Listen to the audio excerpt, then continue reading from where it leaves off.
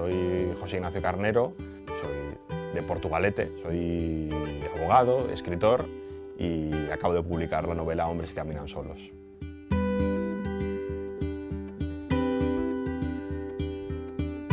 Bueno, yo creo que desde siempre. Imagino que desde niño, de un modo absolutamente rudimentario, ya contaba mis cosas, ¿no? O ya trataba de explicarme el mundo y ya trataba de explicar cosas que no comprendía, naturalmente. O sea, yo en mi trabajo hago lo mismo que cuando escribo, es decir, escribo demandas, recursos, y la precisión es absoluta.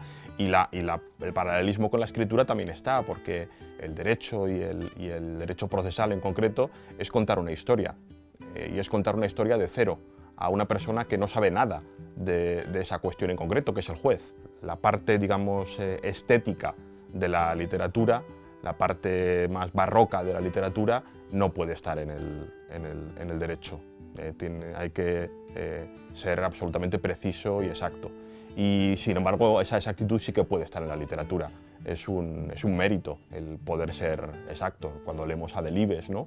O cuando leemos a esos escritores, a Pla mismo, que son exactos, que el adjetivo es perfecto. La tristeza, desde luego, es más fértil que la alegría, eso en literatura. Yo creo que sí, ¿no? Yo creo que la alegría, donde encuentra su hogar, es en la vida vivida.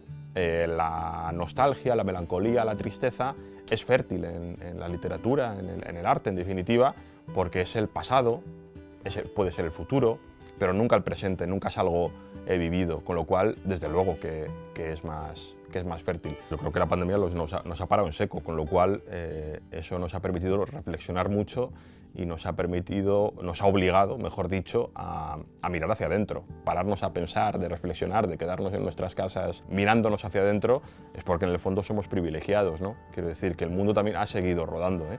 Escribir bien, hay mucha gente que escribe bien. Yo creo que básicamente de lo que se trata es de tener una mirada propia y singular, irreconocible. Para mí el mejor momento para tomar una copa de vino es el atardecer o la noche, ¿no? Es el momento en el que buscamos ese desconectar del día a día, y eso es a esa hora.